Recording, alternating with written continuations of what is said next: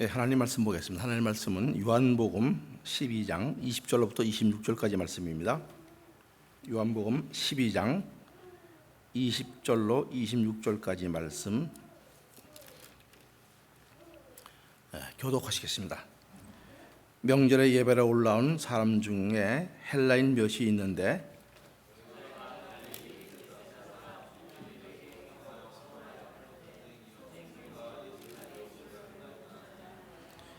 빌립이 안드레에게 가서 말하고 안드레와 빌립이 예수께 가서 여짜온대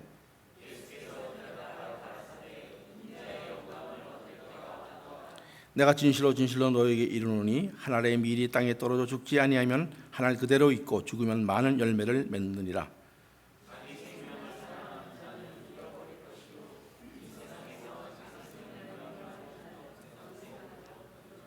같이 읽습니다. 사람이 나를 섬기려면 나를 따르라. 나 있는 곳에 나를 섬기는 자도 거기 있으리니 사람이 나를 섬기면 내 아버지께서 저를 귀히 여기시리라. 아멘. 아멘.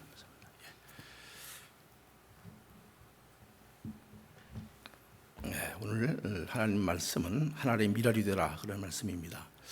오늘 그 도일이 형제 오래간만에 나와서 같이 예배하는 거 보고 마음이 흐뭇하고 기쁩니다. 우리 또 양장로님 또 참석하셔서 함께 예배드리게 된 것. 그런데 또 많은 분들이 못 나오신 것 같아요. 여러 가지 사정이 있지만 여러분들 늘 주의를 기억하고 거룩히 지키는 그런 우리 모두가 되시길 바랍니다.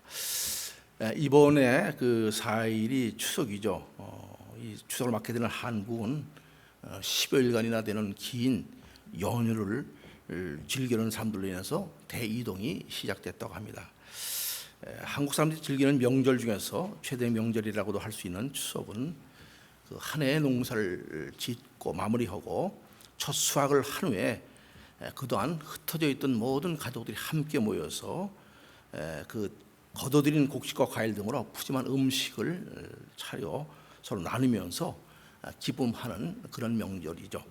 그래서 보통 사람들이 더도 덜도 말고 한가위만 같아라 이렇게 그런 말을 하는 것을 볼 수 있습니다. 그 한가위라는 것은 한이라는 소리는 크다는 뜻이죠. 큰. 가위라는 소리는 그 중간. 그래서 이제 중국에서는 중추절이라고 얘기를 합니다. 그러니까 8월 달이 가장 큰 달이고 또 그 15일 중간에는 15일이 추석인데 그 아주 달이 밝은 그런 달 오곡백화가 무르교에서 추수하고 함께 나누는 그런 달을 이렇게 한가위라고 부르는 것을 볼 수 있습니다. 미국의 추수감사절도 같은 의미의 그런 명절이죠. 추수 때가 되면은 그 아주 무르익은 오곡백화 많은 열매를 거두어지만 우리가 거두어들이는 곡식을 보면서 그 모든 곡식들이 한 알의 씨앗으로부터 거두게 된 수확이라는 사실을 다시 한번 기억을 해 보아야 할 것입니다. 한 알의 씨앗이 땅에 떨어져 묻히고 썩어야만 많은 열매를 얻을 수 있게 되는 그런 자연의 이치와 섭리로 인해서 풍성한 수확을 거두게 된 것이죠. 농부라면은 뿌린 씨앗이 잘 싹신하고 풍성한 열매를 아마 구하고 차릴 것입니다. 그런데 하나님도 하나님 자녀들에게 하나님 보시기에 아름답고 합당한 열매를 많이 맺기를 바라십니다. 골로새 1장 10절에서는 이렇게 말씀하고 있습니다. 주께 합당히 행하여 범사에 기쁘시게 하고 모든 선한 일에 열매를 맺게 하시며 하나님을 아는 것에 자라게 하시고 우리 삶의 주인이 되시는 주님의 말씀에 순종하는 삶, 또 범사에 하나님을 기쁘시게 하는 그런 삶, 이런 삶 모두는 우리에게 하나님이 찾아주시는 선한 열매를 맺는 삶이 될 것입니다. 이 시간 우리는 하나님의 미랄이 되라 그런 말씀을 가지고 성령께서 이 시간 우리에게 주시는 말씀을 나누기로 하겠습니다. 오늘의 본문의 배경은 여러분들 잘 아시다시피 예루살렘 성에 입성하신 뒤에 그러니까 십자가를 지시기 전에 일어났던 그런 일들이죠. 예수님이 예루살렘의 성에 입성하실 때 큰 무리들이 따랐습니다. 종려가지를 흔들며 호산나 호산나 이스라엘 왕이여 라고 아주 열렬히 환영을 했던 것을 볼 수가 있습니다. 이는 예수님이 많은 병자들을 고치시고 또 귀신을 쫓아내시며 죽은 나사로를 살리신 표적을 본 많은 무리들이 예수님이야말로 이스라엘을 로마의 억압에서 해방시켜줄 구원자로 기도했기 때문에 그들은 그렇게 호산나 찬송을 부리며 환영했던 것입니다. 이때 예루살렘에 예배하러 왔던 헬라인들이 있었죠. 그런 헬라인들이 빌립에게 예수를 뵙고자 한다고 간청하는 것을 볼 수가 있습니다. 오늘 본문 요한복음 12장 21절 말씀이죠. 저희가 갈릴리 베세다 사람 빌립에게 가서 청하여 가로되 선생이여 우리가 예수를 뵙고자 하나이다. 헬라인들은 이방인들이죠. 헬라인들은 그때 예수님이 수많은 군중에게 영광을 받으시는 모습을 목격을 했습니다. 그 모습은 마치 온 세상이 예수님을 쫓는 것 같은 그런 모습이었습니다. 그들 역시 그 무리에 동참하고 싶었습니다. 그래서 예수님과의 면담을 요청을 했던 것입니다. 그런데 이방인들은 헬라인들이 빌립에게는 선생이로 불렀지만 예수님께는 선생의 랍비라는 말 대신에 예수라는 이름을 그대로 불렀던 것을 우리는 볼 수가 있습니다. 예수라는 이름을 우리가 알다시피 자기 백성을 자기 죄에서 구원할 자라는 그런 뜻이 담긴 그런 말씀이죠. 헬라인은 보통 우리가 말할 때 세상 사람을 대표한다고 이게 볼 수가 있습니다. 그들은 예수님을 보고 예수라고 예수의 그 이름 그대로 예수라고 불렀던 것을 볼 수 있습니다. 이 사실은 비록 예루살렘이 예수님을 배척하지만은 온 세상은 예수를 구주로 찾고 있다는 것을 이렇게 말해주는 의미하는 그런 뜻이 담겨져 있습니다. 헬라인들이 예수님을 뵙고자 한다는 말을 전해들은 예수님은 그들을 만나셨을 때 세상 사람들이 메시아에 대해 오해하고 있는 세상 사람들이 생각할 바로 잡으려고 이렇게 하셨습니다.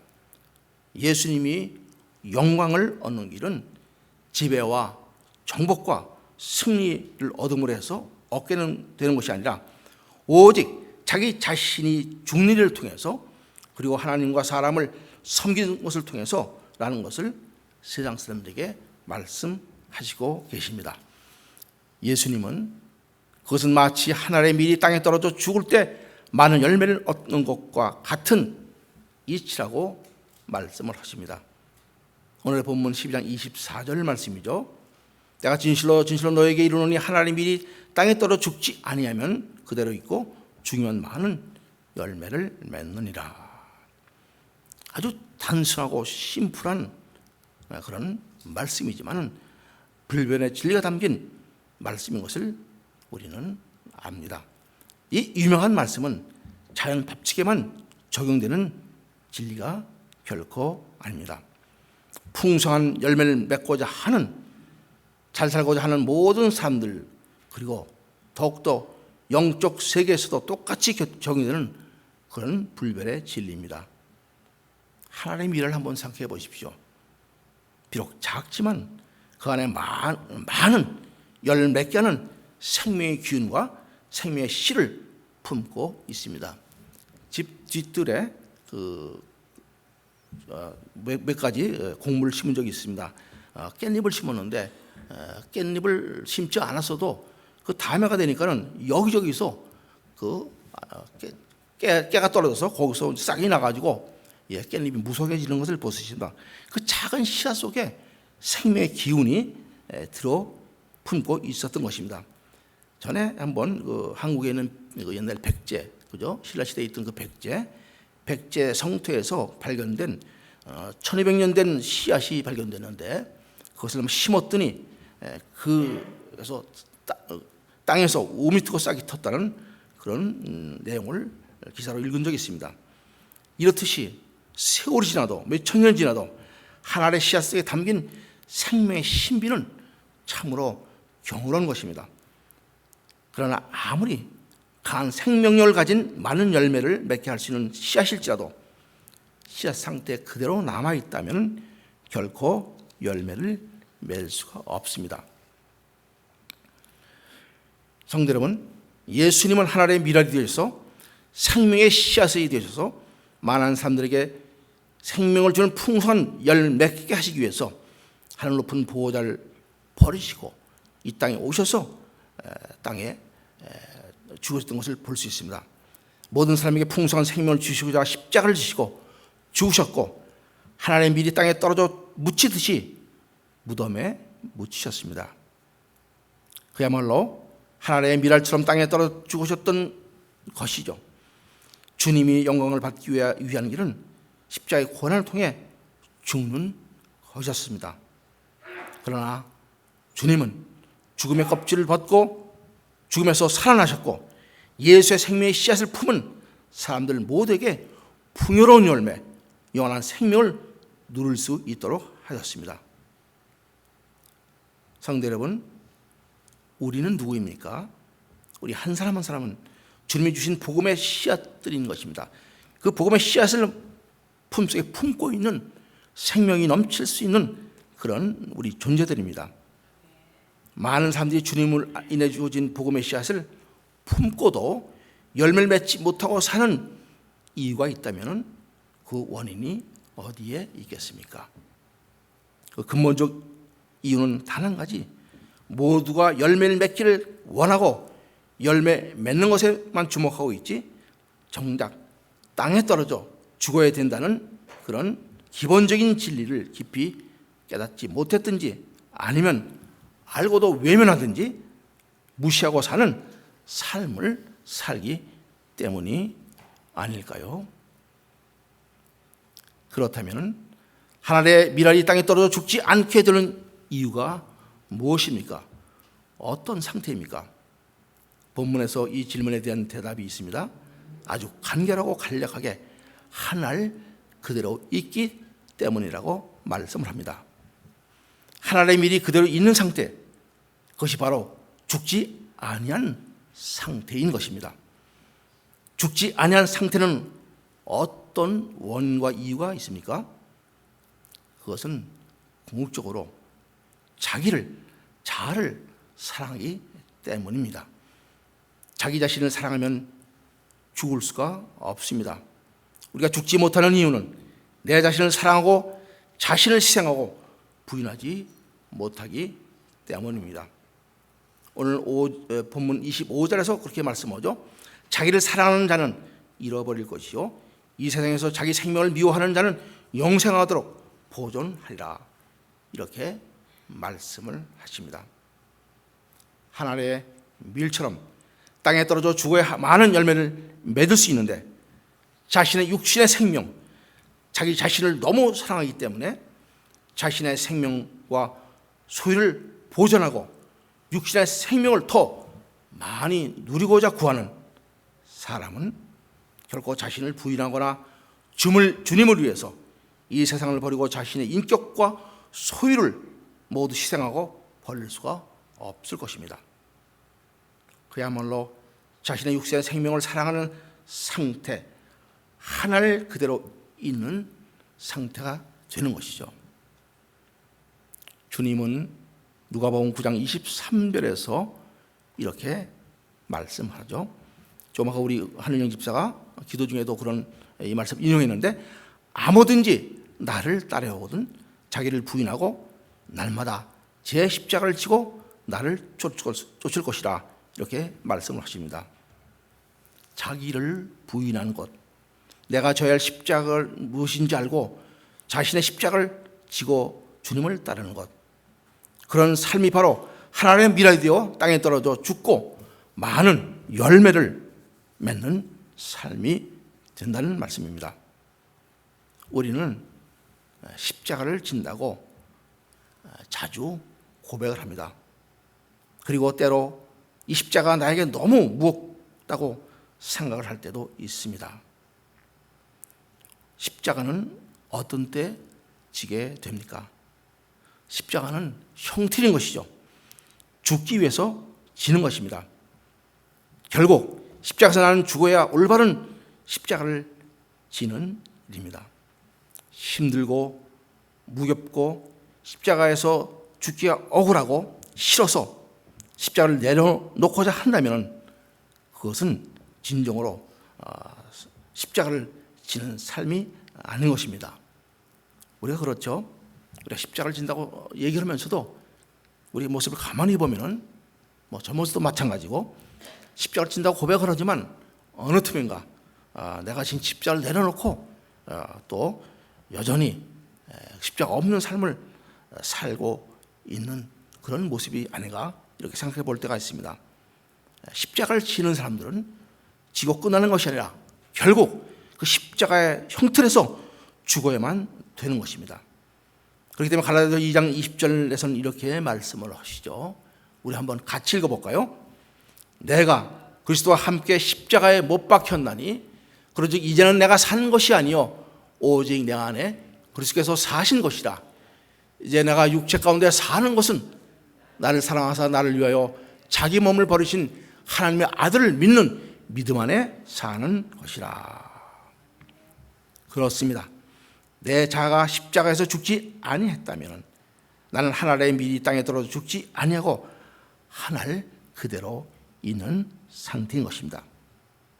그렇기 때문에 많은 선한 열매를 맺을 수가 없는 것이죠. 그리스도와 함께 십자가에 내 자가 죽을 때 나는 그리스도와 연합하여서 그리스도로 인해서 많은 열매를 맺을 수 있음을 우리 이 시간 다시 한번 가슴 깊이 새게 되는 시간 되시기를 바랍니다. 우리 신약성경에 보면은 열매라는 단어가 처음 쓰여진 구절이 있는데 바로 마태복음 3장 8절에 있죠. 그러므로 회개에 합당한 열매를 맺고 이렇게 말씀하십니다.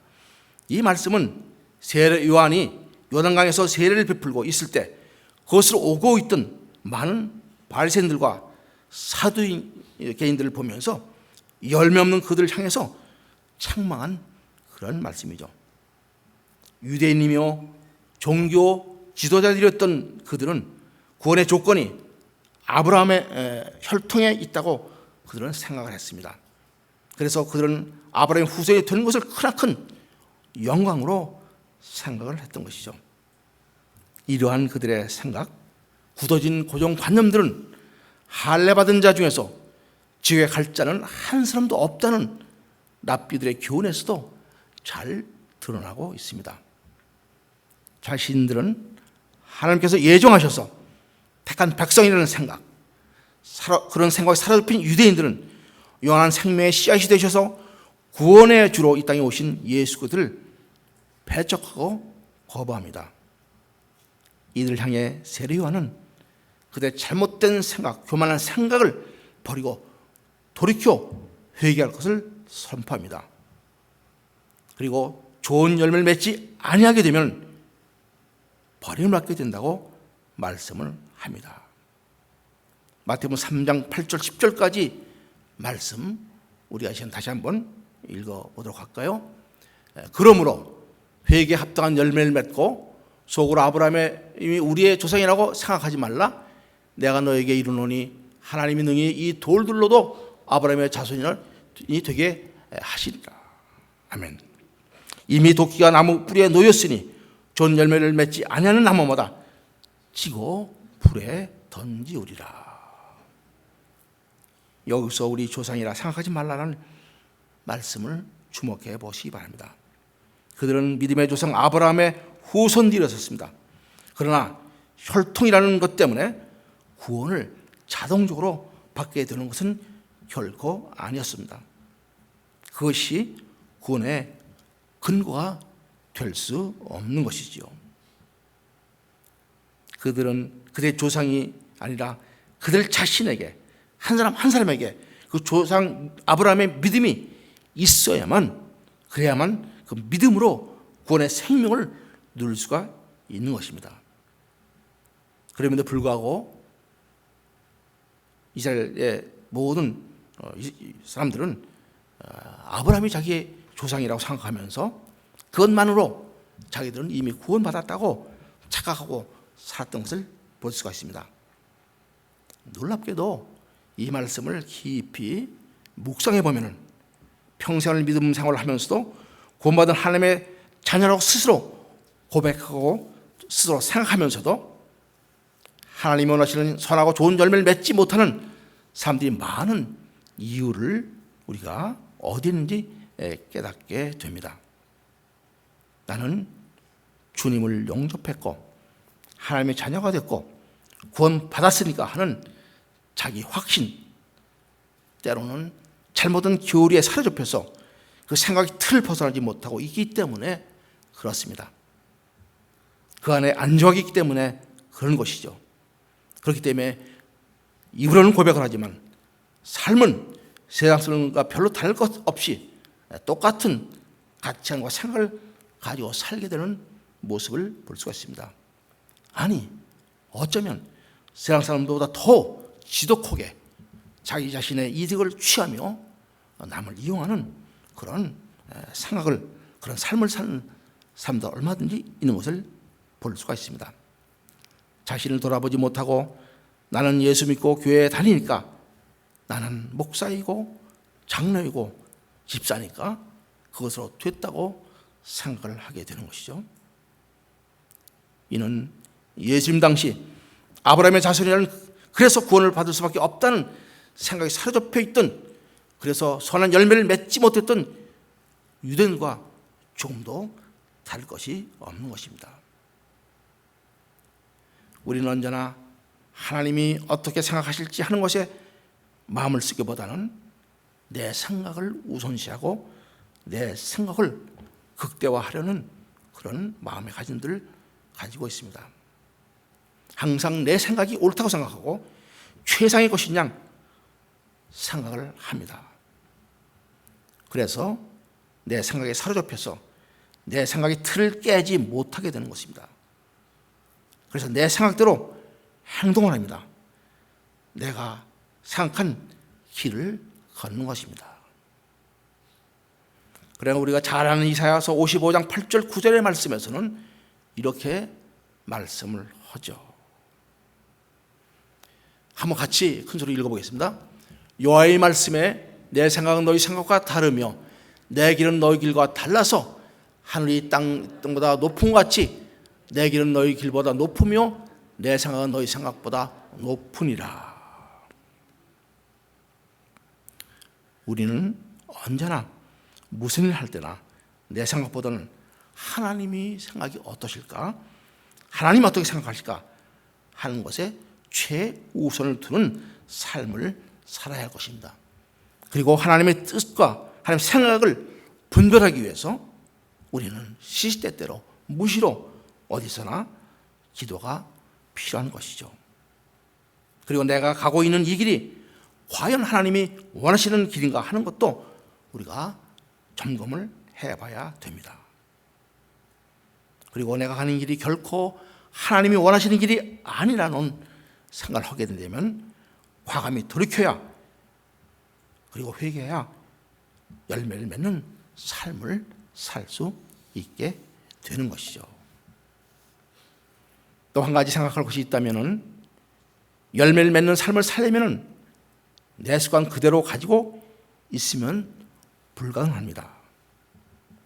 내 습관 중 좋은 열매를 맺지 못하게 하는 나쁜 습관들이 있다면 그것을 과감히 잘라버려야 합니다. 믿음이 있는 사람들이라면 내 습관 중 어느 것이 나쁜 습관이고 어떤 것이 하나님을 섬기는데 좋지 않은 습관인지를 스스로 분별할 수 있을 것입니다. 그렇습니다. 하나님 원하시는 의의 열매, 진리의 열매, 성령의 열매를, 거룩한 열매를 맺지 못하는 이유 중 하나는 나의 잘못된 습관, 버려야 할 습관을 버리지 못하기 때문인 경우가 많이 있는 것입니다. 에베소 4장 22절과 24절은 이렇게 말씀을 하시죠. 한번 이것도 같이 한 목소리로 읽어보겠습니다. 너희는 육의 욕심을 따라 썩어가는 구습을 쫓는 옛사람을 벗어버리고 오직 심령으로 새롭게 되어 하나님의 일 따라 의와 진리와 거룩함으로 지으심을 받은 새 사람을 입으라. 구습은 어떤 것이 구습이죠? 예수님을 영접하기 전에 세상에 있을 때 누리던 쫓던 그런 습관일 것입니다. 그때 그 습관들을 가만히 보면은 결국은 내 육신의 정욕에 따라서 살 때 습관했던 그런 버릇들이죠. 내 안에 있는 내가 받은 복음의 씨가 풍선 열매를 맺을 수 있도록 내 습관 중 나쁜 습관이 있다면 그대로 두지 말고 그 습관을 버릴 수 있을 때 우리는 좋은 열매를 맺을 수 있음을 꼭 기억하시기 바랍니다. 말씀을 드리고 싶은 것이 하나 있는데, 열매를 맺기 위해서는 하나님 미랄이 땅에 떨어져 땅속에 묻혀야 한다는 그런 사실이죠. 굉장히 핵심적인 그런 내용이죠. 중요한 내용입니다. 땅에 묻힌 씨앗은 어떻습니까? 존재가 드러나지 않죠. 그러나 나중에는 많은 열매를 맺게 됩니다. 생각해보면 우리는 땅에 떨어져 묻히기보다는 땅 위로 드러나기를 원하는 삶이 아닌가 이렇게 생각을 해봅니다. 땅에 묻히게 되면 아무도 내 존재를 주목할 수 없기 때문에 다른 사람들이 볼 수 있도록 드러나기를 원하는 것이 원합니다. 남이 나를 인정해주고 남들이 나를 주목해 주기를 원하는 것이죠. 우리 누가복음 18장 10절에 보면은 성전에 기도하러 올라간 바리새인과 세리에 관한 이야기가 기록되어 있습니다. 성전에 올라간 바리새인은 서서 따로 기도합니다. 서서 따로라는 말은 자기를 드러낸 상태를 말하는 것이죠. 많은 사람들이 자기를 볼 수 있게끔 서서 따로 이렇게 기도를 합니다. 그는 따로서 다른 사람들이 보란 듯이 나는 다른 사람과 같이 토색하거나 불의 간음을 행하지 아니하고 세례와 같지 않은 것을 감사하면서 나는 일회에 2번씩 금식을 하고 소득의 11조도 드린다고 기도를 합니다. 자기의 의를 드러내고 자신을 높이는 그런 것을 볼 수가 있습니다. 스스로 낮아져 땅에 떨어져 묻히는 그런 겸손함은 결코 찾아볼 수 없습니다. 그러나 또 한 사람 세리는 서서 감히 하늘을 우러보지도 못하고 머리를 숙여서 가슴을 치며 하나님이여 불쌍히 여기시옵소서 나는 죄인이다 라고 기도를 합니다.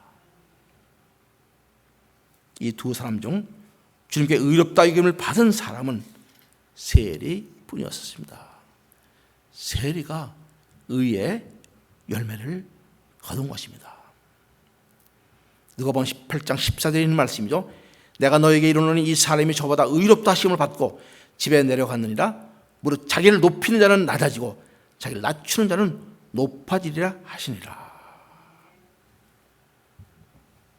오늘 본 요한복음 10장 24절에서는 풍성한 열매를 맺게 되는 하나님의 미랄이 대해서 말씀하신 뒤에 26절에서 또 다른 말씀을 하고 계십니다. 사람이 나를 섬기면 나를 따르라. 나 있는 곳에 나를 섬기는 자도 거기 있으리니 사람이 나를 섬기면 내 아버지께서 저를 귀히 여기시리라. 하나님의 미랄이 땅에 떨어져 죽어야 많은 열매를 맺게 되는데 왜 하늘 그대로 있으면서 자신을 드러내게 됩니까? 그런 삶은 결국 주님을 따르고 섬기기보다는 자신을 섬기는 삶과 다를 바가 없습니다. 진정으로 주님을 사랑하고 주님을 섬기지 않고는 우리는 아무런 선한 열매도 맺을 수 없다는 사실을 꼭 기억하시기 바랍니다. 성도 여러분, 주님은 근본 하나님과 본체시지만 하나님과 동등된 분이시지만 그 하나님과 동등됨을 취하지 아니하시고 종의 형체로 죄인을 섬기기 이 땅에 오셨음을 기억하시기 바랍니다. 그리고 하나님의 밀처럼 땅에 떨어져 죽으심으로 우리를 하여금 영생의 풍성 열매를 거두게 하셨음을 깊이 묵상하면서 그 주님으로 인해 내 안에 복음의 씨앗이 있음에도 불구하고 열매를 맺지 못하는 이유가 결국은 나를 분하지 못하고 십자가에 죽지 못한 내 자아 때문이며, 또 아직도 내가 버리지 못하고 있는 잘못된 습관, 고정관념, 내 생각 때문이라고 그렇게 생각할 수 있습니다. 또 아직도 벗어버리지 못한 구습을 쫓는 그런 모습 속에서 그것 때문에 결코 나는 선한 열매를 맺을 수 없다는 그런 생각을 우리는 결론에 도달할 수 있습니다. 깨어지지 못하고 낮아지지 못하는, 그래서 자꾸만 나를 드러내는 내 자아 때문에 결국은 우리는 복음의 씨앗을 품고 있으면서도 선한 열매를 맺지 못하는 경우가 있게 되는 것입니다. 이제부터는 생명의 씨를 품은 하나님의 미랄이 되어서 우리의 삶의 현장에서 하나님이 원하시는 선하고 풍성한 열매를 많이 맺게 되는 저와 여러분 되시기를 축원합니다. 십자가에 죽는 것이, 하나님의 미랄이 되어서 땅에 묻혀 썩는 것이 결국 생명으로 부활하는 풍성한 삶을 살게 되는 비결인 것을 여러분들 기억하시기 바랍니다. 이 시간 우리에게, 주님은 이 시간 우리에게 말씀하십니다. 땅에 떨어져 죽는 하늘의 미랄이 되어라. 하늘의 미랄이 되어라. 그럴 때 우리 가정, 우리 교회, 우리 공동체에는 많은 선한 열매를 풍성히 맺게 될 것입니다. 그런 은혜가 오늘 이 말씀을 들은 모든 성도들의 가정과 삶 속에서 풍성하게 임하게 되시기를 주님으로 축원합니다. 우리 잠시 한번 시간 기도하죠. 우리 기도할 것은, 하나님, 내가 십자가를 진다고 지면서도 그 십자가 힘들고 어려울 때는 그 십자가를 내려놓고자 하였습니다. 하나님, 교회를 섬기는 것, 성도들 섬기는 것, 하나님, 가정에서 가족들 섬기는 것조차도 우리는 마땅히 해야 될 일임에도 불구하고 그것이 십자가인 양 착각으로 생각을 했습니다. 그런 모든 것이 결국은 아버지요, 십자가가 고통이 될 때는 십자가를 버려두고 내 생각대로 사는 삶을 살게 했다는 사실을 깨닫게 됩니다. 하나님 아버지, 우리 모두 이 시간 함께 기도할 때 하나님, 십자가를 진다는 것은 결국 지고 끝나는 것이 아니라 그 십자가에서 내가 죽는다는 것을 다시 한번 깊이 명심할 수 있게 도와주시고, 십자가에 죽는 삶을 살 수 있는, 그래서 내 안에 그리스도가 사는 삶을 살 수 있는, 그 생명력이 넘치는 풍성한 삶을 살 수 있는 우리가 되게 해달라고 정말 진솔한 마음으로, 그래서 우리의 무너진 가정과 또 여러 사람들과의 관계, 우리 공동체가 다시 한번 생명력 넘치는 많은 풍성한 열매를 맺게 해달라고 간절하게 진솔한 마음으로 조용하게 기도하는 그런 시간 갖겠습니다. 함께 자신의 목소리로 함께 올려드리기 바랍니다.